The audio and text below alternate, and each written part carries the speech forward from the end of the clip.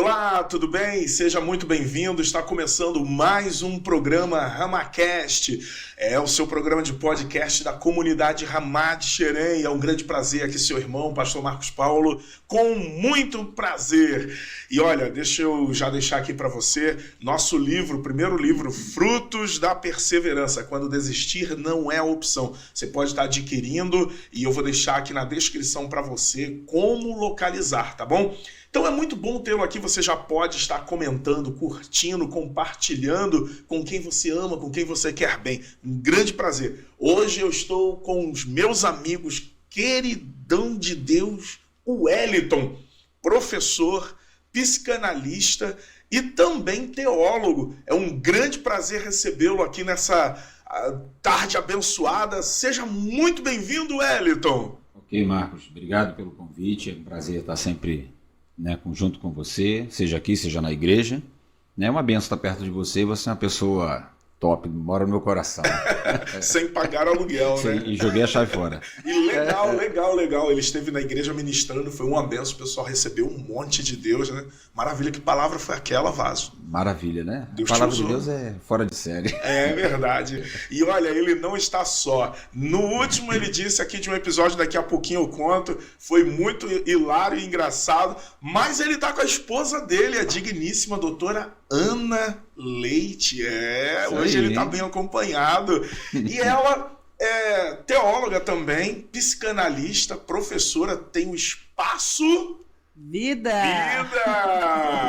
E você daqui a pouquinho vai receber instruções também, que gosta dessa área de trabalhar com as emoções, vai ser muito importante para você. Doutora Ana, seja bem-vinda, querida. A primeira mulher do nosso RamaCast. Vamos aplaudir, vamos? Prazer, pastor Marcos, prazer estar aqui com vocês. Para mim é uma tarde maravilhosa, onde assim eu sou também privilegiada por ter o Marcos como nosso amigo, um pastor do coração com sua família. E assim, vamos falar, né, de coisas boas, vamos falar de sexualidade, da parte emocional, parte espiritual. Conte com a gente. Com certeza. E tem um detalhe muito importante, doutora Ana, que além de ser a primeira mulher a participar aqui do RamaCast, nós temos a sua participação quando o RamaCast tinha uma outra formação, Verdade. Lembra? Estávamos na pizzaria gravando, lembra mesmo, disso? Foi demais. Foi muito legal, e agora num outro formato, com outra perspectiva, com outra forma, né, de conversar, de interagir, muito bom. Mas a gente sempre começa o RamaCast orando, falando com Deus. Hoje eu vou pedir, meu caro presbítero Wellington, para fazer essa oração, estar orando, buscando a Deus. Amém. E colocar diante de Deus tudo que vai ser falado aqui para edificação de toda essa massa que nos acompanha.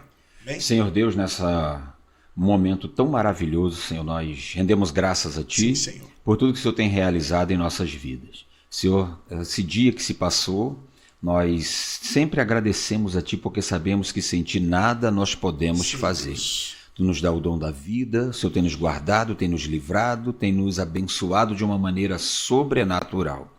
Abençoando a nossa casa, a nossa família, a família do Marcos, Jesus, seus filhos, Senhor, porque nós sabemos que a nossa confiança ela está em Ti, porque nós sabemos que vivemos dias difíceis na terra e a nossa confiança ela é inteiramente em Ti, meu Senhor. Que a Sua mão continue sobre nossas vidas, abençoando de uma maneira tal, porque nós sabemos, Senhor, que a Sua vinda está próxima e nós estamos aqui, Pai, esperando a Sua volta, para a glória do Teu nome. Amém. Amém.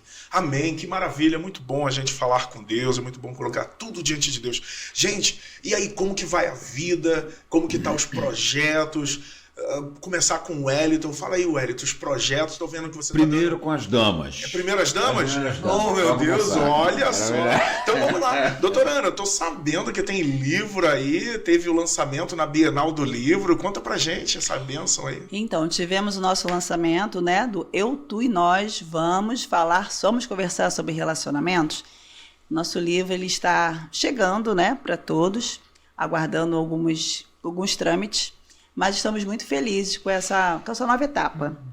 E dentro das novidades também, o Espaço Vida é um espaço que tem crescido, tem trazido pessoas, terapia de casais e família, cursos, Temos até um curso segunda edição, Marcos, onde tem chegado várias famílias a serem tratadas dentro de cursos. Olha que maravilha. Então, assim, Deus tem promovido assim, tantas coisas legais, porque além de nós conseguirmos alcançar homens, mulheres, adolescentes e crianças, agora estamos alcançando as famílias. Muito bom. Então, eu tenho observado bastante gente pedindo, chamando pelo WhatsApp, dizendo: eu quero fazer o curso de famílias, eu quero me aperfeiçoar, mesmo não sendo profissionais, ou seja, para saber lidar com as suas famílias e ter trocas também em relação a palestras e aconselhamentos pastorais. Também curso de psicanálise, né? Sim. Formação em psicanálise, né?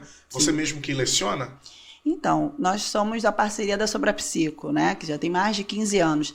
O nosso curso, além de eu lecionar, nós temos professores, né? Sim, mestre, claro. doutores, pós-graduados. Então, é um curso de base séria. Temos afiliação pela UNP, que é no Brasil e fora do Brasil também. Então, o respaldo da psicanálise no Espaço Vida já vem há bastante tempo e nós preparamos pessoas também para se tornar profissionais sérios. Perfeito, muito bom. Wellington, querido, e aí, conta como tá essa vida, projeto, sei que você tá dando aula em Teresópolis, o Papo de Homens, a gente tem que voltar lá em Xerém com o Papo de Depende do Homens. patrão, né? Oh, meu Deus do céu. Então já, se depender do patrão, começou hoje já. Não, mas graças a Deus, assim, tem evoluído. Nós trabalhamos ali no Espaço Vida. Tem um encontro de homens lá, Sim. que agora passou para terça-feira à noite, né? Não vai ser mais sábado à tarde. E tem dado muitos frutos ali. Casamentos sendo restaurados, né? Os homens reconhecendo os seus erros, as suas falhas. Pessoa que saiu do tráfico está lá. Né? Então, assim, Deus está trabalhando de uma maneira muito tremenda. E o bonito é que os homens estão reconhecendo que ele precisa melhorar. Então, isso está sendo muito interessante ali. Muita mudança na vida deles, nas atitudes. Isso no âmbito financeiro, no âmbito matrimonial e espiritual. Então tá um negócio bem interessante, ele tá bem assim, animador mesmo. Muito bom, muito bom. Agora, você também leciona, dá aula lá no Espaço Vida? Dei aula lá, sábado passado nós tivemos lá aula na turma de psicanálise, né? Claro. Que foi de religião e psicanálise. Psicanálise e religião. Nesse sentido, e também dei de filosofia e... Psicanálise e filosofia. Psicanálise e filosofia. A área dele. Muito bom, muito bom. Agora, gente, não dá treta, não? Os dois trabalhando no mesmo espaço, as mesmas matérias. Não dá problema nenhum, não. Pelo contrário, a gente sente falta quando tá lá. Sim. Muito bom. Porque é comum, né, doutora Ana? Às vezes ter algum tipo de arranhadura, algum tipo de problema quando marido e mulher trabalham juntos. Vocês não têm esse tipo de problema? Estava até pensando nisso nesses dias, né? Que eu escuto as pessoas falarem: eu não aguento meu marido no mesmo ambiente o tempo inteiro. É muito cansativo, a gente acaba se chocando. E eu sinto falta, porque ele é muito companheiro, né? Além de ser uma pessoa que está comigo em tudo. Então, a gente, assim, para chegar a ter DR que fala, né? Não acontece, né? Só se for uma coisa muito séria. Porque, normalmente, a nossa parceria de trabalho é algo muito saudável. A gente respeita o espaço de cada um, né, limita, ajuda. Então, de coração assim, quando tá longe, faz falta. Muito bom. Já conheceram o casal, que maravilha. Quantos anos casados? Já? Vai fazer 12. 12 anos, uma 12 vida, né? anos. Sim. Uma vida, que maravilha. Eu e Priscila temos 24 anos juntos. A minha idade. A sua idade. Ô, rapaz, 24 você já fez, olha, há muito tempo. Mas vamos lá. O nosso tema de hoje, família cristã, sexualidade e seus tabus. Bom, gente, quais são as principais diferenças que vocês percebem, notam na família de princípios e valores cristãos para aquelas que não têm os mesmos princípios e valores? Começando com a doutora Ana. Doutora, primeiras damas. Então, Marcos, as bases, elas vão formar o indivíduo. O que aquele indivíduo ele entende sobre família, sobre a questão de construir uma família socialmente? Que não importa se é só cristão ou não cristão. O cristão, claro, ele tem preceitos, né? Aquela questão bíblica, que quer levar a sua família para frente, manter seus filhos, mas dependendo do tabu dessa família, daquele superego, vamos ver no consultório famílias cristãs ou não com dificuldade de conseguir entender o que seus filhos precisam, o seu matrimônio precisa. Então nós falamos assim, existe às vezes uma questão muito reprimitória, existem coisas que as pessoas não conseguem conversar com seus filhos. Então essas bases vai depender muito de o que o indivíduo trouxe de suas famílias também. Então, claro que o cristão ele está sempre de olho na palavra, né? O que Deus quer para a nossa família. Mas dentro da sexualidade do indivíduo, aquilo que ele trouxe na sua história, na sua transgeracionalidade, vai dizer o que ele vai reproduzir na sua família. Então é de suma importância todos nós entendermos que grau que nós estamos carregando nas nossas costas de questões emocionais e familiares, que vai ser reproduzido nos nossos filhos. Entendi. Wellington, essa reprodução, né, ou repetição nessas novas famílias, como que você vê esse aspecto? A família cristã com os seus princípios, preceitos, valores, e a que não tem os mesmos valores nem preceitos de crença, como que você vê? Tem muita diferença? Como você visualiza isto? Então, eu tenho acompanhado até pelos homens e nesses encontros, terapia, né, individual e tudo, e eu tenho visto ali os homens em si que tem aqueles que vieram do lar cristão e aqueles que não vieram de um lar cristão, né, com essas regras bíblicas, como minha esposa falou. Então eu tenho visto ali diferença nisso tudo, assim, que vem da formação do ser dele. Porque tem até preceitos bíblicos dentro daquela casa. Mas só que aí vem a questão de como foi formado aquele ser ali dentro, educado, na questão do ele e o pai. Por exemplo, lá tem homens evangélicos, por exemplo, mas só que ele teve problemas sérios em relação afetiva entre ele e o pai. E o que acontece com ele hoje? Hoje, ele é um cara que está casado e ele está tendo problemas com a esposa e com os filhos por causa dessa relação que ele não consegue demonstrar afetividade.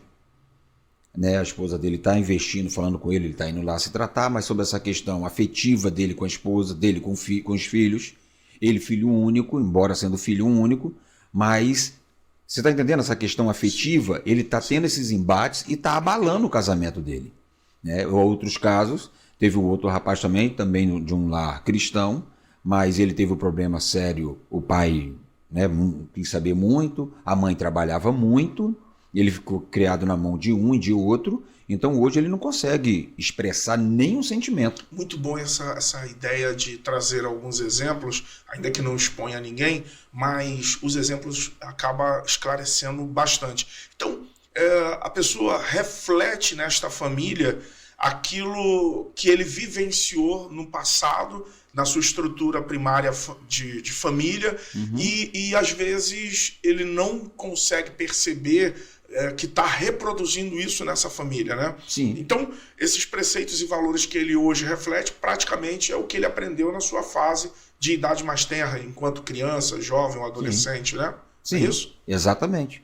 Porque essa questão afetiva ali dentro dessa afetividade, o pai que não tem tempo para o filho, a mãe que também teve que trabalhar. Então ele foi, né? Esse ficou na mão de um e de outro, e hoje ele está encontrando uma dificuldade horrível para poder conviver com a esposa e com os filhos. Ele falou, cara, eu amo, mas eu não sei amar. Ele não demonstra, ele não sabe se expressar. Então a esposa, né, fica pensando N coisas em relação a essa pessoa, ao seu marido. Então mas já vem da formação dessa questão da falta do pai, da falta da mãe, e ele hoje, o que ele carrega para aquele casamento? Ele falou, não vivi família, então também não sei lidar com família. Então ele não teve e também não sabe lidar com aquilo, entendeu? Entendi. Como corrigir, doutora Ana, uma situação, uma relação dessa de família que tem os seus reflexos negativos, né? Que cria um ambiente hostil, cria-se um ambiente não muito saudável e que você identifica nitidamente que são reflexos realmente de problemas que ocorreram na sua fase de criança, jovem ou adolescente. Como corrigir essa rota? Marcos, só é permitido corrigir quando o indivíduo se permite. Porque enquanto a pessoa vai se sentindo sempre achando certo, ele vai trazer a culpa para o outro. É assim que o ser humano funciona. Mas quando o casal, ele começa a se identificar, faz parte até do meu livro, né, que fala sobre o casamento no CTI, ele vê, tem algo errado no meu casamento, que não é só minha esposa, não é só meu marido. Então eu vou procurar ajuda, porque todos nós temos o inconsciente, ele não se vê. Então até a Bíblia fala sobre isso também, dos fatores inconscientes. Davi falou sobre isso, em momentos que eu preciso achar aquilo que está escondido dentro de mim. Porque inconscientemente você vai fazer muitas coisas e você não vai perceber que é uma repetição de comportamento. Então o homem precisa sim de se ver. E tantas vezes a Bíblia vai relacionar a isso, só que a pessoa não entende, que é a visão interna. Preciso de ajuda. Entendi. Agora, Wellington, essa situação que você vai identificando numa fase já mais madura, que já está dentro de uma família, você identifica os problemas, as dificuldades, e aí a pergunta que fica é: o que fazer agora para melhorar? Porque agora eu já não estou mais nem me referindo a esse marido Sim. ou essa esposa, mas os filhos dele. Porque se está dentro desse lar e vem um repeteco de atitudes, de forma de pensar, de crenças, o meu filho vai repetir isso Sim. também no futuro. Como observar, como atuar? Porque às vezes está numa parte inconsciente. Como trazer isso à consciência? É possível que alguém traga isso, alude à consciência, estando isso ainda no inconsciente? Olha, essas experiências que eu tenho observado, ele, por exemplo, ajuda da esposa. E eu vejo também por experiência própria, que eu comecei a observar em mim coisas da minha mãe, coisas do meu pai. Eu observo isso em mim hoje, né? Então é essa permissão que o homem passa em si olhar e falar assim, poxa, por que eu sou assim? Né? Porque a esposa sempre vai dar um sinal. Olha, fulano, você está assim, você é assim, você precisa mudar. Então são coisas que o homem ele precisa receber, que o homem ele tem essa dificuldade. O homem ele tem uma dificuldade imensa de poder ele reconhecer isso e buscar mudança. E eu sei que a mudança ela não é simples, eu falo por experiência própria, porque quando você vai ver, você está fazendo de novo. Você toma conta, quando você vê, você escapuliu de novo, é toda hora assim, né? Então o importante que eu posso dizer para os casais é estar atento ao outro, à audição, a ouvir. Sempre Exatamente. Importante ouvir, né? Porque tem aquela questão, o outro sinaliza, não é porque ele se sente melhor do que eu, mas é o ouvir. E aí você passa a observar que tem resíduos ali que você está carregando, seja uma frieza. As mulheres reclamam muito, mas o fulano é muito seco, mas o fulano é muito frio, mas o fulano... Então o homem passar a analisar isso, porque o homem às vezes ele quer demonstrar uma parte sentimental fazendo. Mas não é a questão fazendo, tem que ter essa conexão do sentimento, tem que ter a conexão mental, a conexão sentimental, para poder ir desenvolvendo isso, mas não é simples não. Porque se você não teve, você não tem. E é bem curioso, né? Eu estava observando um casal de amigos e o marido demonstra-se uma frieza muito grande. Algumas atitudes que ele tem, e óbvio o grupo todo de convivência, o nosso grupo de convivência de amigos, alguns reprovam porque tem essa liberdade, outros não falam nada, mas observa e comenta às vezes. Ele é muito rude, né, no tratar. Outro dia eu estava sentado no sofá e quase que foi uma ordem para que ela cortasse as unhas de seus pés. E todo mundo ficou assim meio que até assustado com a maneira como ele falou. A pergunta que fica, doutora Ana, essas palavras duras que às vezes reproduzem essa repetição, não só palavras, como o Hélito disse aqui, mas esse comportamento. Como a mulher lidar com isso? Né? Eu fiquei assim, embasbacado vendo a atitude, né? Oh, mulher! E ela fez? O pior que fez. Então. Mulher! Pega o cortador de unha aqui, corta minha unha aqui. Aí na ocasião eu até, né, eu tenho certa liberdade. Aí eu acho que você poderia pedir de uma outra forma, ou de repente você mesmo cortar a sua unha, até porque não é nada absurdo. E aquilo soou como estranho. E ela veio, em uma obediência e submissão, veio e cortou. Né? O que eu não estou dizendo que ela não deveria cortar, Estou dizendo que ele deveria falar de maneira mais amistosa, mais amável, mais carinhosa, com mais cordialidade, doutora Ana. Como tratar isso, doutora Ana? Bem, depende de cada caso, né? O narcisismo, não sei se é uma situação que se encaixa, né, nesse casal, mas o narcisismo, ele traz essa questão de autoridade e poder, né, sobre o outro. Então, enquanto eu mando, eu falo, eu tenho esse poder e o outro faz, isso é prazeroso. Por que esse homem se sentiu tão bem mostrando para essas pessoas em volta que eu mando e ela faz? Então, será que isso tem mudança? Porque muitos movimentos narcísicos têm um dependente emocional. E esse movimento ele vai continuar, porque quem está adoecido às vezes não pede mais socorro. Se acostuma com o modelo de vida. A mulher que não quer viver esse modelo, ela acaba tentando falar, ou você muda, ou você busca ajuda para o nosso casamento melhorar, ou até pede o divórcio. Então, se é um casamento que há uma compatibilidade, uma junção, eu me permito ficar nesse sistema, não tem ninguém que possa fazer nada. É uma aceitação.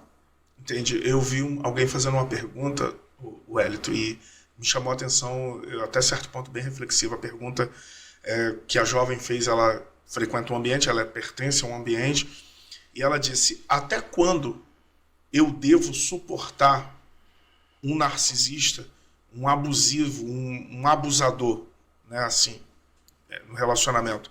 E a pessoa que orientava disse assim, até quanto você aguenta tomar um copo de veneno? Boa resposta. Porque um copo de veneno é suficiente para matar. Às vezes é um gole, né? Um gole. Não precisa ser muito. Então, como lidar com isso? Se dentro desse lar existe alguém com um perfil, né, narcísico e às vezes todos em volta estão percebendo, numa ordem, num olhar, num gesto. Como trabalhar essa questão dentro de uma família, e sendo ela tradicional, porque isso acontece muito, inclusive dentro da igreja. Sim. Inclusive dentro da igreja. Como tratar o Wellington? Eu, uma vez no encontro de homens lá em São Gonçalo, aí eu estava ali dando a palestra e um homem levantou e falou assim, bem, mas a minha esposa ela tem que ser submissa a mim. Eu falei, mas primeiro você tem que entender primeiro o que é submissão. Aí eu já entendi por onde ele queria entrar. Né? Você tem que entender primeiro o que significa ser submissão. Né? E por um outro lado eu falei, mas se você está referindo à Bíblia, mais um pouco embaixo ele vai dizer que tem que amar ela como Cristo amou a igreja. Então, se você está pensando numa submissão e eu sobrepor sobre ela tudo que eu quero, não, mas embaixo ele vai dizer, você tem que amar como Cristo amou a igreja, ou seja, deu a vida por ela. Inclusive dá a vida por ela, né? Exatamente. Porque uma mulher que tem um homem que dá a vida por ela, ela vai sentir prazer em ser submissa. E submissão, no sentido original, é estar debaixo da missão de alguém. Sim. E não se sujeitando a tal ponto de humilhações e situações assim, né? Sim. Bom, vamos avançar um pouquinho, porque surgiu uma pergunta aqui, eu quero fazer essa pergunta para vocês. Qual é o papel do pastor num aspecto de ensinamento a respeito de um ambiente saudável enquanto família? Até que ponto o pastor ele tem essa liberdade de gerência, de orientação? Como vocês veem, doutora Ana? O pastor é uma autoridade, né? Uma liderança onde as pessoas também confiam muito nessa autoridade. Então o pastor ele pode ajudar, guiar, conversar. Mas eu, como também trabalho pastores, né? Pastoras, são alunos de psicanálise, estão conversando comigo, eu sempre falo, gente, eu sei que as ferramentas são diferentes, né? O aconselhamento para a questão das terapias, as análises em relação ao consultório. Mas é preciso também o pastor observar o campo que ele está pisando. Qual é aquela estrutura que está diante dele? Porque no olhar todo mundo é parecido, mas às vezes vê uma fragilidade daquela mulher, uma sensibilidade, um choro, aquele homem também que está pedindo socorro, para saber até onde ele pode, porque existem limites. Por exemplo, hoje, no feminicídio, né, quantas pessoas foram mortas e sendo cristãs? Então, assim, ele pode pisar até onde o casal permitir. E se houver um risco, um perigo, é saber que ele vai estar, de uma certa forma, trabalhando aquele casal, ou ambos, para poder lidar com aquela realidade. Qual é a realidade que você está vivendo? Um casamento abusivo? Narcisista? Um homem perigoso? Uma mulher perigosa? Para que ele saiba também como se defender. Então, assim, do mesmo tempo que o pastor ele tem que ter o cuidado nas suas palavras, mas ele vai trabalhar muito mais as perguntas para saber as respostas. Verdade. Olha, a doutora Ana está tocando no assunto. Eu viajei aqui agora num caso que eu acabei intervindo, né? E havia ali, de fato, uma situação abusiva e eu cheguei ao ponto de ter que falar pro rapaz, né? Falei, olha, se você não mudar o comportamento, a gente vai ter que tomar uma medida mais enérgica, buscar um auxílio policial, porque estava entrando em vias de fato com a agressividade, a pessoa agredindo, não mais em palavras, mas agredindo fisicamente, e aí eu tive que tomar uma medida enérgica. Na ocasião, exerci essa liderança pastoral, né? E não é fácil, Wellington. Você está diante de uma situação em que é uma família a qual você está ali tendo acesso, divide momentos e aparentemente uma família perfeita, saudável, e daqui a pouco você descobre uma atitude narcísica, uma atitude agressiva. Ali fiquei em xeque entre a autoridade pastoral e o problema que eu estava diante de mim, e aquela mulher com lágrimas, com sofrimento, angústia, receio também, porque ela tinha uma dependência econômica dele, a gente não sabia o que poderia acontecer. Como, Hélito, além de você saber esses limites, como o pastor se prepara? Porque acredito que um dos maiores problemas, pelo menos o que eu tenho vivenciado dentro do grupo que eu transito, né, entre os pastores, às vezes eu sinto uma falta de preparo, uma falta de orientação, às vezes alguns deles até formados em teologia, mas falta uma expertise, uma ferramenta, né? Falta uma capacitação, não sabem o que fazer, como agir. Então esse limite acaba ficando prejudicado por causa da falta de preparo. Como você vê essa questão da ausência de preparo, Wellington, da liderança eclesiástica? Eu vejo, Marcos, que ninguém é detentor de toda a sabedoria. Nós não sabemos tudo. Sim. Mas o líder ele pode chamar pessoas que trabalhem com isso. O que impede dele chamar, né? Fazer um trabalho com homens, um trabalho com mulheres, fazer um trabalho com casais. Porque o que acontece? Nós temos um determinado período para cá, nós estamos vendo como os relacionamentos em si, total, ele está piorando. E os pastores lidam direto com relacionamentos, que são as famílias. Família problemática, igreja problemática, não tem como separar isso. Igreja, casa saudável, família saudável, igreja saudável. Então essa problemática, porque os seres humanos, eles estão adoecidos. Então são pessoas adoecidas gerando adoecidos, que esses adoecidos vão casar. E aí casamentos adoecidos. E vai parar na igreja, vai chegar na mão dos líderes. Então é ele chamar pessoas para perto, onde vocês podem me ajudar nesse tipo de trabalho? Por exemplo, com os homens lá, tem homem lá que aconteceu, assim, coisa milagrosa.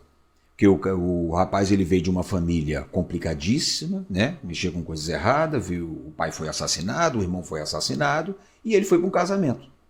E nesse casamento já dá para imaginar o que aconteceu lá, né? Era espancado pela mãe, a mãe arrumou um homem, depois que o pai morreu, que espancava ele também.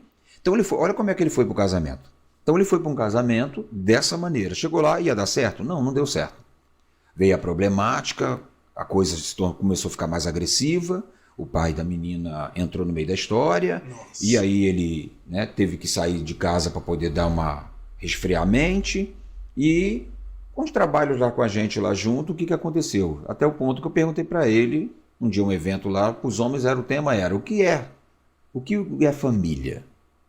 O que é família para você? Como você vê família? Né, que um sai de casa, um foge de casa, então aí constitui uma família. Outros na igreja querem legalizar o sexo, então formam uma família. Outros não, tem que sair daqui logo, constituir a minha família. E aí o que aconteceu nisso? A coisa ficou séria. Mas nesse sentido ele se permitiu a conhecer uma pessoa nele a qual ele não sabia que tinha. E aí ele foi nessa busca dessas melhorias, e hoje melhorou, é ator, trabalhando, né, e a coisa fluiu. mas ele ainda está no processo, né, que não é simples. Depois ele se envolveu com droga, aquele negócio todo, largou tudo, mudou tudo, né, tá vendo os estudos, limpou o nome. Então, tudo isso é se abrir ao novo. O líder, ele não tem solução para tudo. Mas, como eu disse, ele pode chamar pessoas que possam fazer esses trabalhos. O mais adequado seria os pastores terem pessoas de confiança para auxiliar no trabalho pastoral, né? Não vou dizer pastoral, talvez eu esteja excedendo um pouco. Emocional. Isso. Bem como também na questão de finanças. Sim, às vezes o pastor não é detentor de conhecimento de finanças, não sabe fazer gestão, né? Então, às vezes... Pedagogos para trabalhar com criança. Olha, você tocou num ponto que eu já vi uma igreja esvaziar por um problema de um pastor que falou coisas duras com uma criança e não sabia que aquela criança era autista. E eram pais efetivos na igreja, cooperavam, trabalhavam no ministério, ajudavam financeiramente com dízimos, ofertas, pessoas efetivas, mas acabaram perdendo esse grupo de pessoas porque não sabiam lidar com crianças. E foi rude, foi vergonhoso ver aquilo. Uma liderança eclesiástica que não sabe trabalhar com crianças. Às vezes não tem, está limitado, é um pedagogo. Exatamente. Não. Pastores, estejam abertos para o novo. Tem vários pastores que desejam estudar psicanálise, entram, eu preciso. Pessoas também que, às vezes, de uma liderança, lida com empresários, né, pessoas da alta, eu preciso conhecer as estruturas. Muitos estudam, porque eu estudando, eu já vou ter uma ideia de como como você falou, uma questão cognitiva, uma questão comportamental, inconsciente, lidar com as famílias. Mas como tudo cresce, né, que bom, preciso também de profissionais para me dar esse suporte. Então, o Hélito, ele falou, exato, não consigo estudar, não é minha área, chame pessoas para te agregar no seu ministério. Vai ajudar muito o crescimento da igreja, porque às vezes trazem tudo para o âmbito da religiosidade, né? Não é que orar não resolva, mas às vezes precisamos entender o porquê está acontecendo tal coisa. E às vezes as pessoas não querem saber o porquê, querem dar um jeitinho. Então eu digo para você, estude, busque ajuda, que esse é o caminho. Uma das coisas que eu percebo também, os pastores, eles chegam numa fase da vida que entra num ciclo de estagnação de todas as áreas da vida. Não leem nenhum livro, não estudam, não participam de seminários, não participam. Uns por vaidade e soberba de achar que já sabem tudo.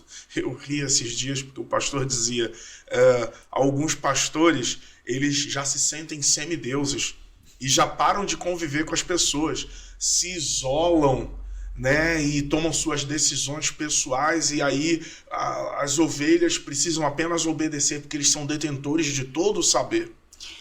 Eu já vi casos até, né, que o Hélito trouxe mais casos, de pessoas que já chegou no consultório com a estrutura da esquizofrenia, né, uma esquizofrenia leve, e passar por várias igrejas e fala, eu fui em tal igreja, oraram por mim, eu caí, levantei, fui na outra igreja, oraram por mim, caiu, achando que era ação demoníaca. E não era demoníaca. Não era. E eu já trabalhando essa pessoa algumas sessões, eu falei, gente, ela tem vivido uma esquizofrenia, escuta voz, perseguição, só que os pastores via a mulher, né, ali recebendo a oração e caindo, insistiam para expulsar o demônio. Então, esse conhecimento não é uma denominação, são em várias acontece isso. E eu escuto isso muita coisa, sobre situações de revelações, de manifestações que não são de fundo religioso, são de fundo emocionais. Deixa eu te contar uma coisa, eu participei de um evento, na época estava a Baby do Brasil, um evento grande numa igreja top aqui do Rio de Janeiro, né? E tinha um amigo que inclusive ele era ator, trabalhava em uma novela, um cara famoso, conhecido. Na hora da oração, né? Inclusive na Expo Cristã, ele participou da peça naquela época daquele cantor Robson Monteiro, né? O cara estava fazendo muito sucesso. E aí ele entrou na igreja para fazer a peça com cabelo solto, cabelo grandão, e na hora da oração, por alguma razão, ele caiu. E o pregador era um pregador internacional, salvo o melhor juízo, era do México, falou para ele, espírito de loucura, e foi orar. Aí ele tava no chão assim, e o cara botou a mão e insistiu que era espírito de loucura. Aí eu falei, pô, vou orar pelo meu amigo, né? Que na época a gente tava se relacionando muito. Quando eu vou orar, aí ele falou, pastor Marcos, não aconteceu nada. Eu só caí aqui no chão e eu preferi ficar, porque eu tô com a dor. E o cara tá dizendo que eu tô com o demônio. E aí veio, ele tá com espírito de loucura, espírito de loucura. Aí ele falou, poxa, eu não sei nem o que falar. Aí eu falei, pô, meu irmão, levanta aí então. Aí ele levantou, ficou do meu lado ali, e desconcertado.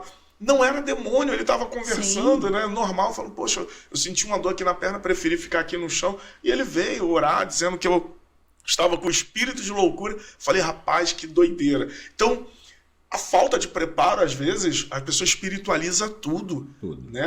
É demônio, é força do mal, é o maligno. E eu não estou ignorando a existência do mal e a existência de demônio. Estou dizendo que em alguns casos não é, mas as pessoas não têm discernimento, não estão capacitados, preparados para lidar com aquela situação. Né? Agora, vamos avançar aqui, porque tem uma outra situação, para perguntar para vocês, já chegou aqui, que é exatamente a seguinte. Como lidar a questão da sexualidade dentro de um quadrante familiar, me refiro aos pais, pai, mãe, para orientar seus filhos. Como lidar com essa questão da sexualidade? Uma família cristã, como lidar com a sexualidade? Eu acho que tem pouca conversa dos pais com os filhos envolvendo a sexualidade.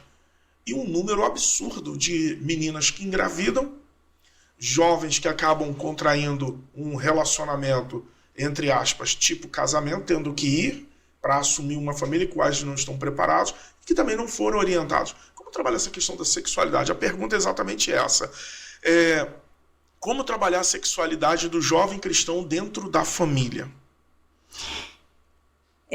A questão é que as pessoas pensam muito na questão só do jovem, né? A sexualidade, quando eu tive a oportunidade de ser mãe, a gente percebe que desde que o ser nasce, já começam a ser sexualmente falando, né? Desenvolvendo pelo mamar, como seu filho, né? Mama, é sexualidade. A criança, quando vai ao banheiro, é sexualidade. A questão da criança, né? O complexo de Édipo, aquela dificuldade de ver um casal se abraçando, se beijando, ela com 3 anos, se ela é do sexo masculino, ela costuma ser apaixonada pela mãe. Então, vai empurrar o pai, dizer que é minha. Então, você já viveu essa fase, vai viver agora com Caleb. Então, tudo isso é sexualidade. Claro que as famílias não entendem isso, né? Esse processo, a não ser quem já teve conhecimento. E aí que esbarra na questão da sexualidade que ele viveu se reproduzir no seu filho.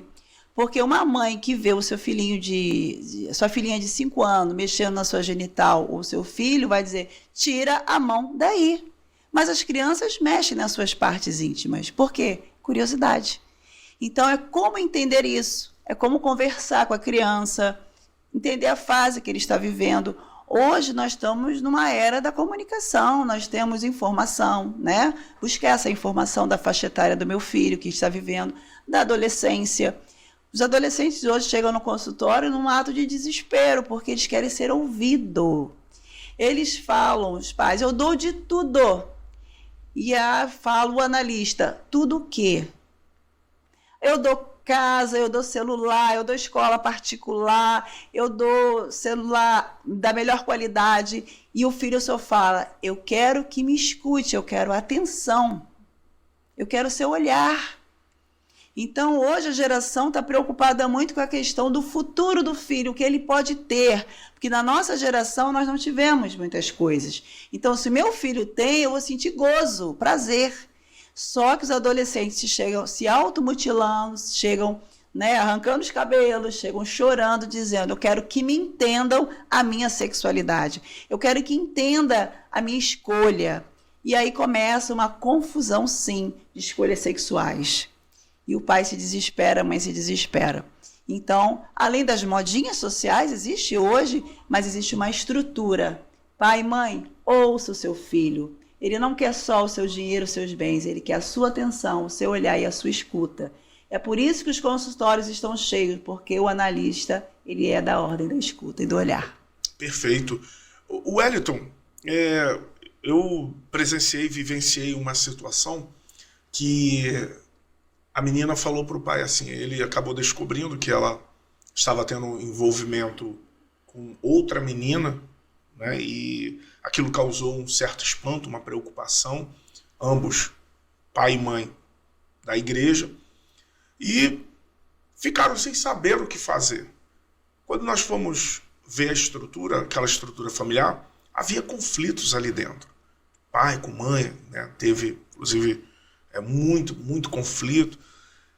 Será que esses conflitos influenciaram naquela escolha sexual daquela menina? Na decisão de se envolver com outra menina, na fase ainda de adolescência? Porque nós estamos vendo um número crescente de jovens, no caso rapazes, se envolvendo com outros rapazes, meninas com outras meninas, o que fere frontalmente alguns princípios bíblicos, né? Como você vê essa questão? Essa questão eu tenho observado até com os homens também, por exemplo, homens lá que buscam adulterando. E esses homens já falaram para mim, cara, minha esposa não merece isso. E eu já contei para ela, não sei mais o que eu faço, né? E foi parar lá. E a grande questão disso tudo, quando você busca essa questão que você está dizendo aí, ele está buscando a mãe dele, a mulher que ele nunca teve. Ele está nessa procura inconsciente da mãe. E hoje você vai ver jovens, por exemplo, a menina, que ela tem essa questão, essa problemática às vezes com o pai às vezes violento, pai brabo, pai seco. E aí o que acontece?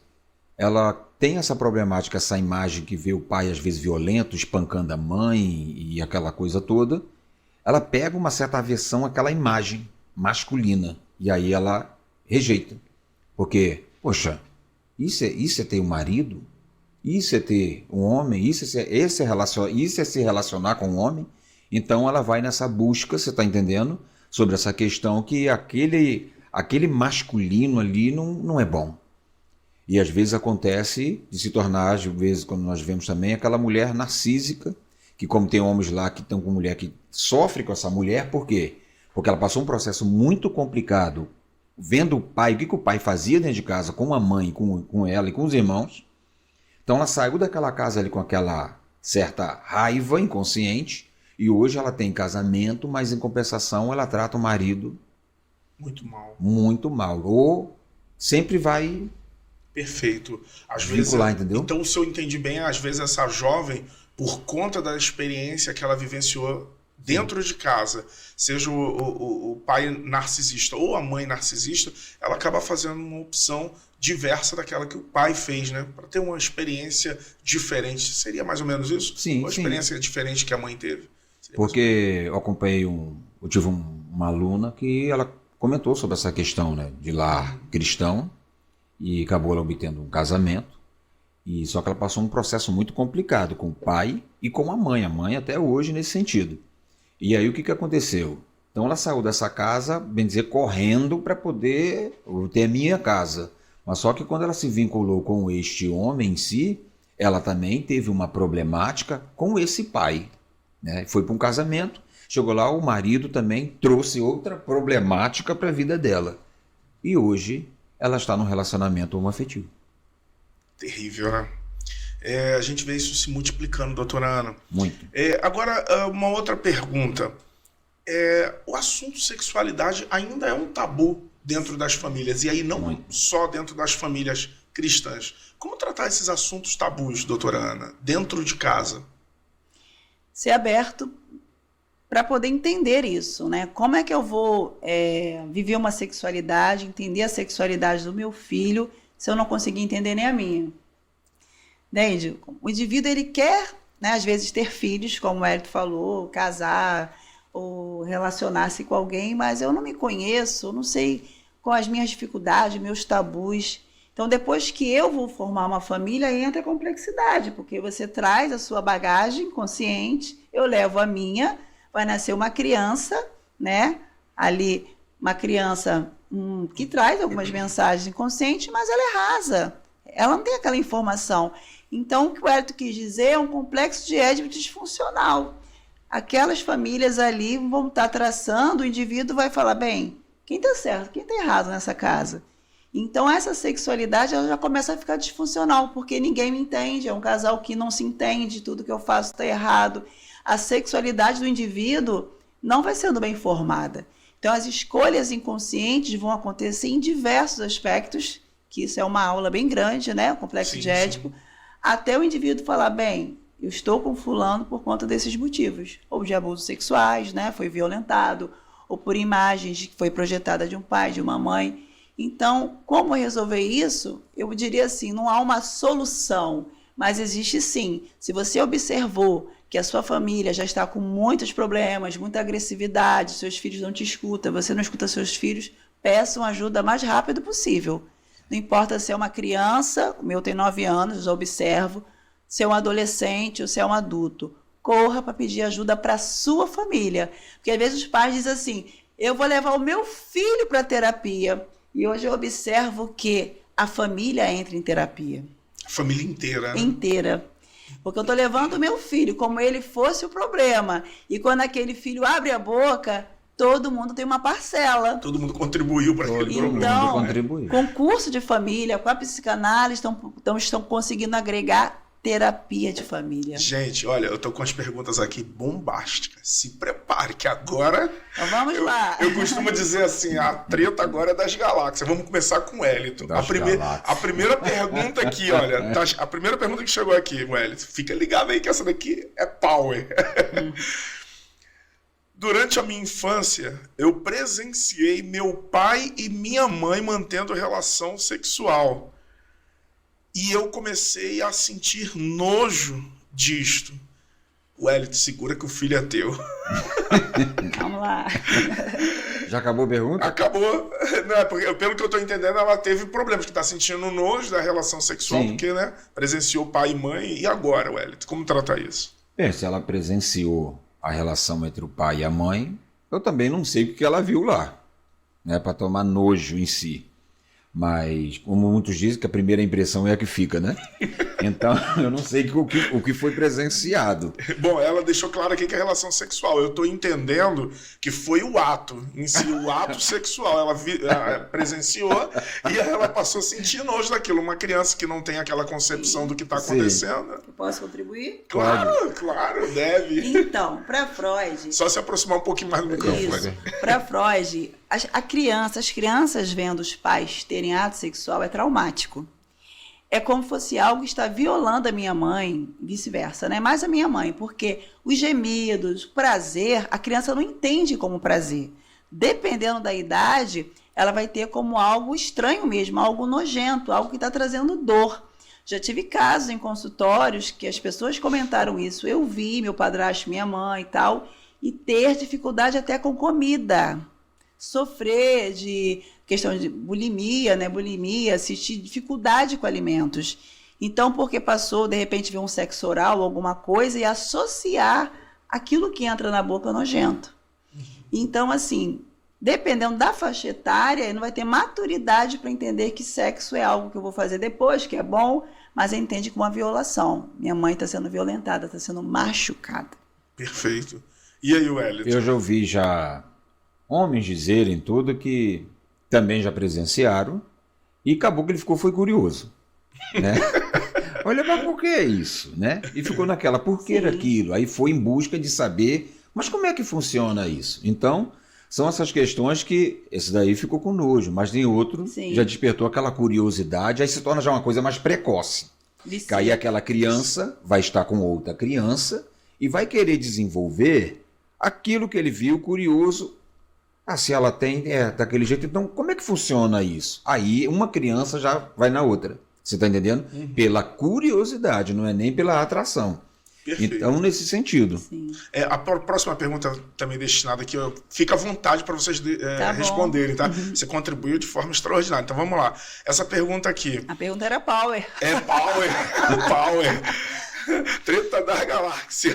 Essa daqui, vamos lá. Eu hoje tenho um problema com pornografia.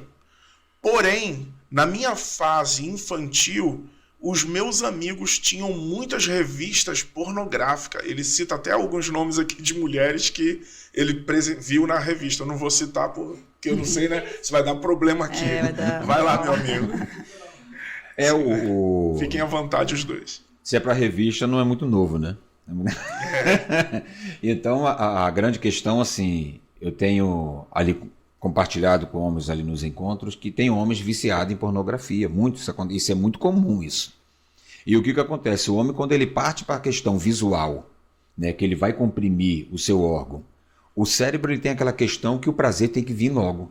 Então acaba sendo criado no cérebro uma via neural para poder ter o prazer logo. E o homem em si, na pornografia, e ele ali friccionando, a coisa é mais rápida. Então aí acaba criando o quê? Um vício. E quando ele vai ter a relação com a mulher, não vai funcionar da mesma maneira, porque o seu órgão genital não vai ficar friccionado como numa mão, a qual ele aperta. Então o que acontece? Aí ele já começa a encontrar dificuldade nesse sentido, porque tudo dele tem que ser visual. Aí ele passa a ver o ato para poder ele ter a sua excitação. E aí daqui a pouco ele já começa a dizer, então para mim agora ter alguma coisa com a minha esposa, eu tenho que botar um filme pornô também. Então já entra uma outra coisa no meio do relacionamento, porque senão não vai fluir a situação. Então isso acaba virando um vício. E aí o que acontece com isso tudo? Ele fica viciado nisso e para funcionar tem que ser só assim. Ele vai ter um problema com a mulher dele agora, vai ter um problema com a mulher dele. Que é a próxima pergunta. Eu não sei, a doutora vai querer contribuir aqui, que eu tenho uma outra pergunta a respeito disso. Quer contribuir, pode. Fique à vontade, vamos ver. A próxima pergunta, ele diz aqui, ó, o rapaz está dizendo aqui, eu era viciado em filme pornográfico e agora não consigo sentir prazer com a minha esposa, porque ela não faz o que eu via nos filmes, né? Uhum. Acho que é isso que ele quer dizer. Isso.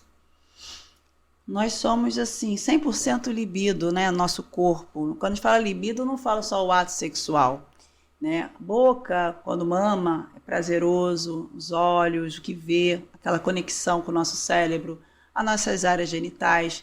Por isso que a gente fala tomar conta da criança, né? Para que não vai mexer em áreas que vai estimular algo precoce, né? Um abuso sexual, por exemplo. Nessa questão, né, visual, a fixação dele foi no ver, né, no olhar. E quanto mais ele assistia essa questão dos filmes, dos vídeos, o que a projeção no cérebro dele? Daquelas imagens. Então a mulher dele não vai ser satisfatória para aquele projeto que ele criou, né? Aquela questão de como vai ser aquele ato, se é um ato mais selvagem, se é um corpo, né, montado. A mulher dele é uma mulher natural, uma mulher normal, né? Como nós vemos várias mulheres. Então ele vai ficar frustrado. E o ser frustrado não vai conseguir ter uma ereção. Porque a projeção da mente dele é de uma outra cena, de uma outra situação que não é a realidade dele. Então ele precisa ser tratado. Se ele quer continuar na realidade dele, senão ele vai acabar caindo em prostituições. Você sabe que durante um período nós tínhamos um grupo de homens que ajudava relacionamentos, casamento. E aí o que aconteceu? Teve uma evangelização que nós fizemos dentro de uma comunidade, e aí estávamos atendendo uma mulher que estava se separando naquela ocasião lá dentro da comunidade lá do local, né? Aqui no estado do Rio. E eu lembro que ele estava tentando reatar o casamento, até perdoou a mulher porque ela acabou traindo ele, né? E aconteceu que ela falou assim, olha, qual é o grande problema aqui? O grande problema aqui é que ele não me dá atenção. Parece que o marido tinha vício pornográfico. Sim. E não dava atenção para a mulher. Tipo, não se importava em satisfazê-la.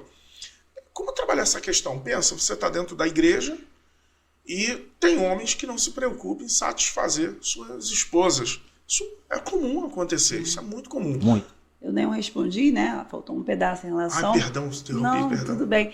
Precisa de ajuda, né? É um casal que precisa de ajuda, esse homem, porque salvar o casamento, se eu a amo, se eu não quero perder, eu preciso olhar, né? Eu preciso ser tratado para ver também essa mulher com o valor que ela tem, com a beleza dela, com o libido dela.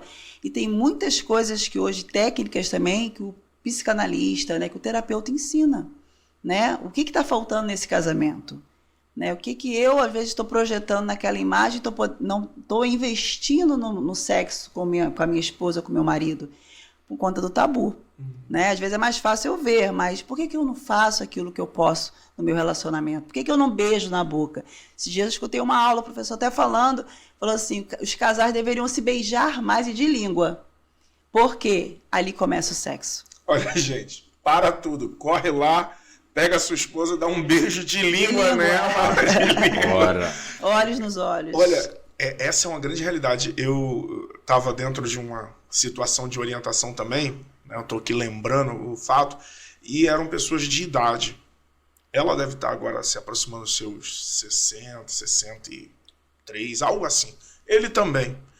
E ela disse, pastor, ele já não me beija mais. Falou na frente dele. Eu fiquei com vergonha por ele. Eu falei, Jesus. Não esperava, agora, né? Eu não esperava ouvir aquilo. E agora? Estavam tanto tempo dentro da igreja, tanto tempo, um casamento longo, duradouro, né? Um casamento, parece que eles já tinham mais de 40 anos casados, e não se beijavam mais. Pessoas que estão dentro de casa só viraram amigos, né? Como tratar essa questão, gente? Me Quando ajuda. namora, não começa pelo beijo? É verdade. Toque na mão, olhos nos olhos e beijo. É isso. Essa senhora só gritou, eu quero viver aquilo que você me ofereceu, aquilo que é meu, o prazer. Que as pessoas vinculam só o sexo com o ato. E o sexo começa nesses detalhes. O olhar e o beijo é um dos detalhes. Então não importa a idade, tem uma alma ali sedenta por sentir prazer.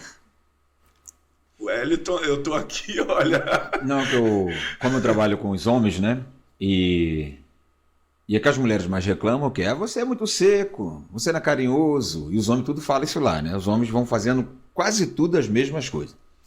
E os homens, às vezes, quando nós fazemos uns encontros lá sobre sexualidade, né? E aí a gente elabora o tema e o homem fica preocupado em duas coisas, no tamanho e no tempo que ele vai levar.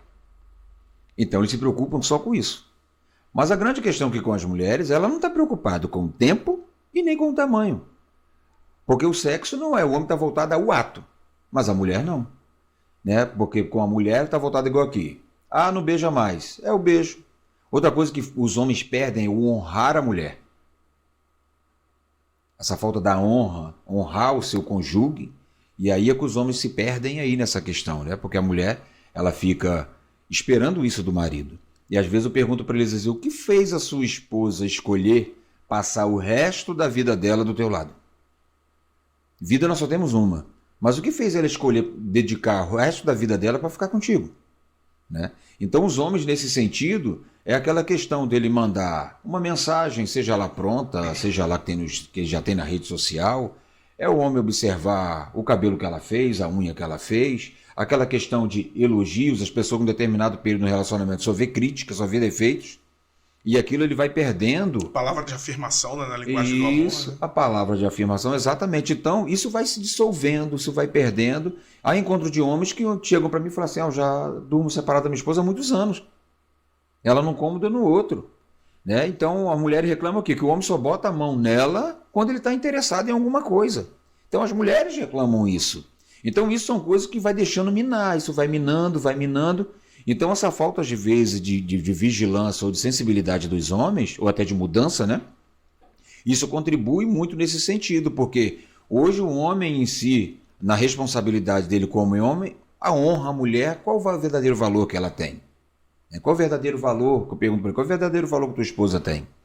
Então, nesse sentido, os homens deixam isso passar, aí como fica aí? Não beija, às vezes não abraça, às vezes só encostam no outro na hora que o homem ele quer ter a relação. Aí a mulher ela vai perdendo a vontade, ela vai perdendo aquele encanto, aí ela começa, né, que estou de cabeça, eu estou cansado, eu não estou afim, porque ela vai perdendo esse encanto. E isso vai se dissolvendo e vai sendo perdido. Perfeito. Olha, eu tô com uma outra pergunta aqui, eu quero saber a opinião de vocês. Será que, olha, é grave? Dois. Fica à vontade para vocês responderem. Ela está falando o seguinte aqui, ó. Quais são os maiores erros cometidos pelas igrejas ao abordar o assunto, o tema sexualidade? E como podemos corrigi-los? Essa é a pergunta. O maior erro é olhar a sexualidade como tabu. Né? Tem igrejas hoje que já estão abertas, né? Como nós já fomos convidados para estar palestrando em novembro para casais. E o nosso irmão que chamou falou assim, eu quero que vocês falem abertamente. Eu perguntei, quando chamam um profissional, até que ponto nós podemos falar? São adultos. Abertamente. Porque eles querem e precisam saber de detalhes, de forma de melhorar o casamento e a vida sexual. Por isso chamou os terapeutas sexuais. Então é isso, né? Tem igrejas que vivem ainda o tabu.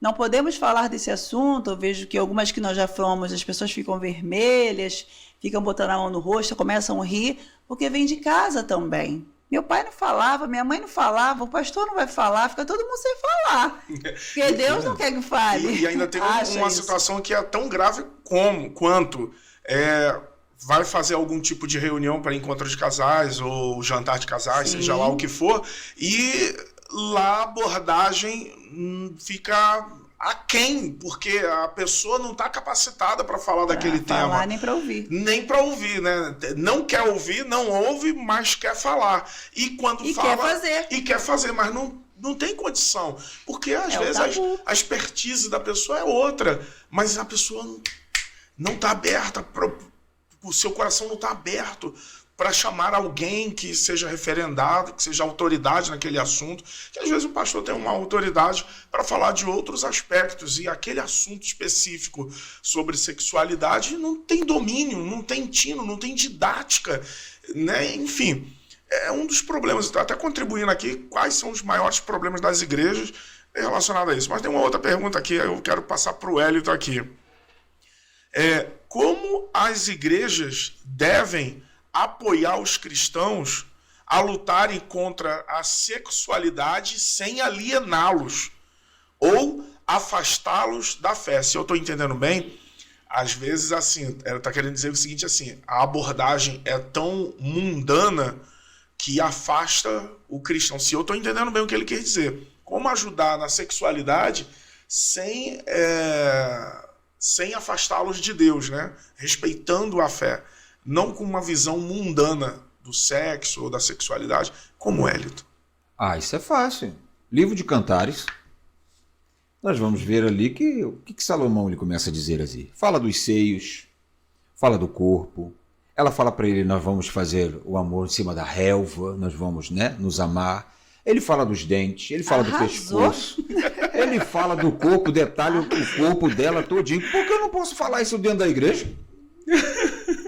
Alienados, como você falou, alienados não. Então Salomão ele fala ali, então eu posso até elaborar uma pregação sobre isso. Está na Bíblia. Está na Bíblia. Então ali ele fala dos seios dela, claro que as comparações que ele faz ali, que seja com as éguas de Faraó, com as pombas de Israel, né? Eu não vou fazer essa comparação, porque senão a mulher vai entender como uma ofensa. É da época, né? Ele usou as comparações, né, nesse sentido. Mas o homem em si, hoje, ele pode usar comparações com a mulher, seja criativo. Então, nesse sentido, hoje, se a igreja hoje ela se torna uma coisa muito limitante, ou não dá certa, vamos dizer, permissão para poder falar, mas como é que isso está na Bíblia? Se eu não posso falar num encontro de casais sobre a intimidade do casal, nesse sentido, que às vezes eles pensam que intimidade também, Marcos, é só a questão de estar ali um nu para o outro, não. Mas a intimidade do pensamento, da afetividade, dos sentimentos, você está entendendo? É nessa intimidade de tudo, seja a mente, o corpo e a alma. Então é nesse sentido que Salomão ele traz ali palavras lindas do meu amado para a minha amada, da minha amada para o meu amado. E há declarações ali de amor, de relação sexual e de um ali desfrutando do corpo do outro. Poxa, olha, isso é tremendo. Chegou uma pergunta aqui, gente, e eu quero saber como tratar isso. Ele está dizendo o seguinte, chegou uma pessoa na minha igreja que ela... Eu não sei se é isso que ele está querendo dizer. Ele diz assim, como a igreja... A pergunta que ele fez exatamente é essa. Como a igreja pode equilibrar o amor e a aceitação de pessoas LGBTQ+, com a sua visão de sexualidade? Aí depois ele fala assim, chegou uma pessoa aqui na minha igreja assim. Como a igreja pode equilibrar para ajudar essas pessoas?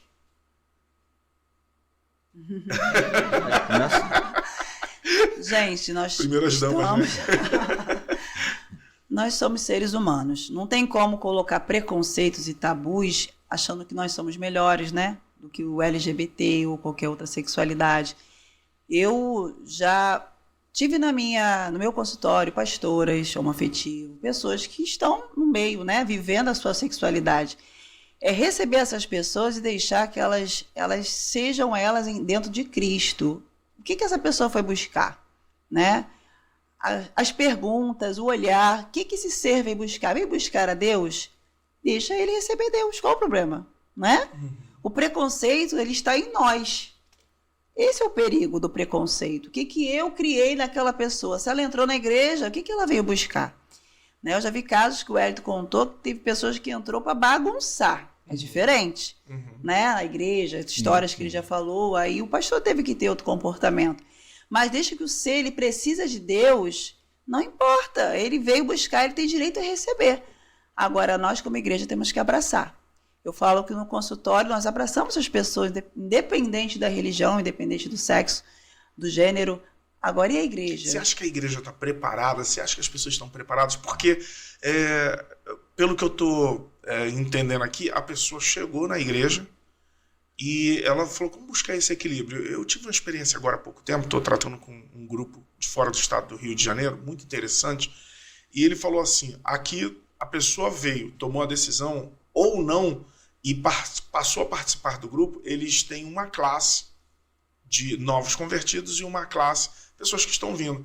E ali, eles vão ensinando tudo à pessoa. Algumas decidem batizar. Eles falam que mesmo que elas se batizem, elas ainda não fazem parte do rol de membros. Elas fazem parte do rol de visitantes. Então, elas podem tomar a decisão, podem se batizar e ficam ali aprendendo. Só podem participar de ministérios depois que se tornam membros. E para se tornar membros, aí sim, é feito uma pesquisa para ver se aquela pessoa está liberta, para ver se aquela pessoa ela está preparada para algum tipo de trabalho e ministério. Aquilo me chamou muita atenção, que é a inclusão daquela igreja. A maneira como aquela igreja inclui as pessoas é algo simplesmente extraordinário. Tem uma recepção, pessoas preparadas, capacitadas. Se tem problema com sexualidade, é destinado a um grupo específico para psicólogos, terapeutas que vai trabalhar, são líderes de célula. Achei aquilo lindo, aquela visão. Uma organização, uma organização tremenda. Mas eu percebo também, doutora Ana, que tem uma falta de preparo para receber pessoas, assim, seja pessoas com distúrbios, vícios que saíram do tráfico, enfim, todos esses percalços sociais que a gente vive hoje. E a igreja deveria estar aberta para isso, né? Para receber pessoas, independente do que aquela pessoa ela está vindo. Se ela veio buscar ajuda, ela precisa de Deus, ela precisa de um apoio, de um acolhimento. Se a igreja está aberta ao acolhimento, aí entra os planos, como você falou. Qual o setor? É a área familiar? É a área espiritual? É a área questão, né, dos adictos? É uma divisão de tratamento. Mas não excluir, não ver que aquele indivíduo já no olhar, eu vou repudiar aquela pessoa. Que já começa no olhar, a exclusão. A pessoa puxar o filho, puxar o marido, a esposa, não chega perto, o decote. Então, sai mentalmente, do lugar, senta no outro, a pessoa percebe, até sente, morador né? de rua, já teve casos que a pessoa está sentada na porta, a pessoa fica assim com nojo, fechar o nariz. Então, gente, isso é muito sério. Não é só para a questão do LGBT, são pessoas, são vidas. A igreja tem que entender que são vidas, e vidas têm grande importância para Deus. A Bíblia diz que uma vida vale mais do que o mundo todo. Gente, exatamente. Tudo que é bom dura pouco, mas teremos a eternidade. Gente, muito obrigado pela... podcast lá? Eu acho que lá, o Ramacast não vai ter lá na eternidade não, que a gente vai ter muitas outras coisas para fazer. Mas, gente, muito obrigado. Hélito, meu mano. Eu não sei como te agradecer. Uma grande bênção estar com você aqui na igreja.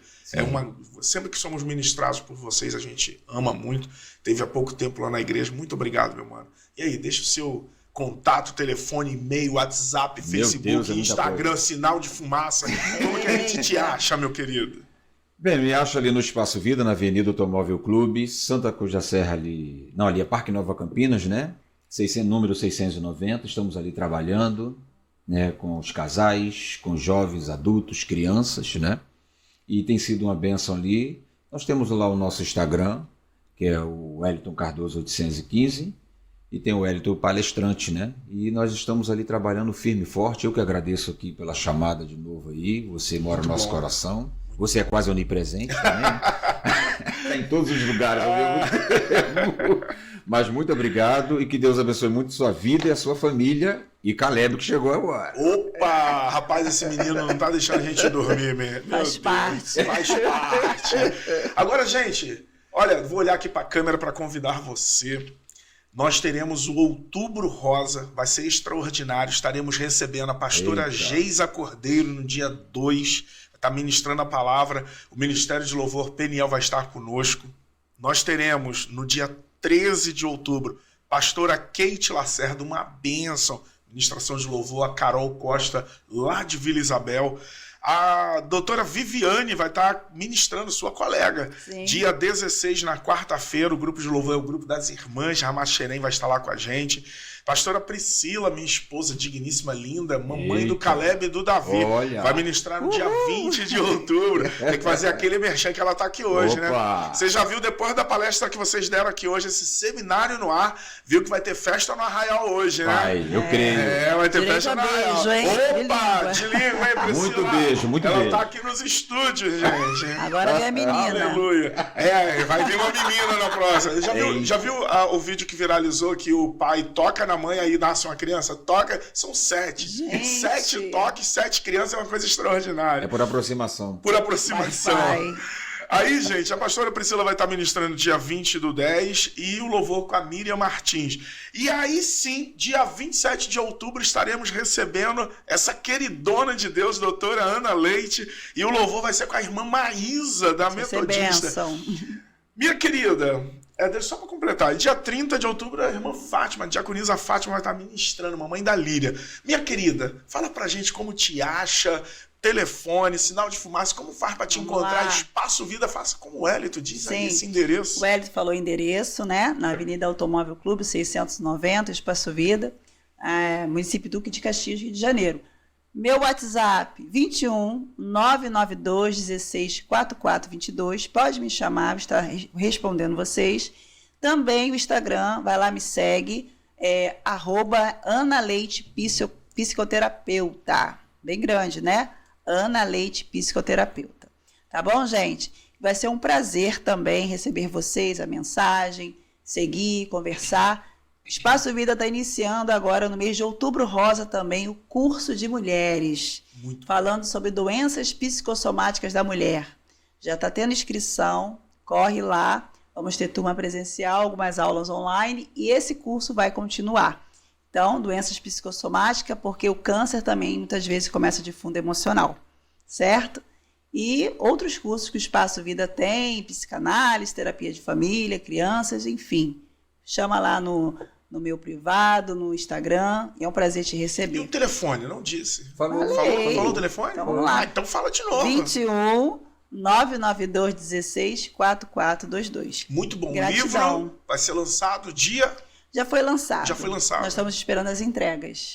Entendi. O meu, já separa o meu lá, Com tá? certeza. Bom, gente, muito obrigado, doutora Ana, muito obrigado, Edson, família linda. Dá um beijo no príncipe Gabriel, né? Em breve estaremos juntos lá no Outubro Rosa. E aí, gente, então nós vamos agora orar a Deus. Vou pedir a doutora Ana para fazer essa oração encerrando o nosso RamaCast de hoje.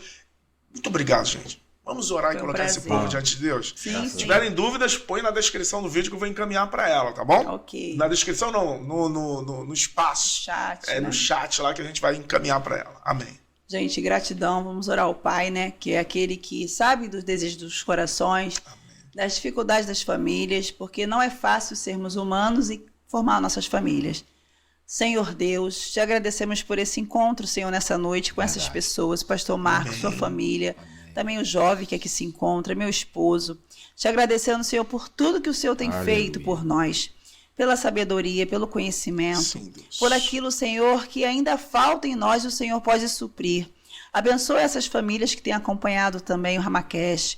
Abençoa outras famílias que o Senhor possa alcançar. Tirando, Senhor, toda essa divisão, toda a dificuldade, que a luz chegue também no olhar, na mente, para que as pessoas possam ser abertas para o novo de Deus. Verdade. Senhor, como Tu amas, Senhor, cada um de nós, e como podemos receber mais de Ti o crescimento na nossa área emocional, familiar e na nossa saúde. Nós só temos Te agradecer, em nome de Jesus. Amém. Amém, amém, amém mesmo. Vou encerrando com Apocalipse 21:4. Ele enxugará dos seus olhos toda lágrima. Meu muito obrigado pela audiência, pelo carinho e até o próximo RamaCast. Tchau, tchau, gente. Tchau.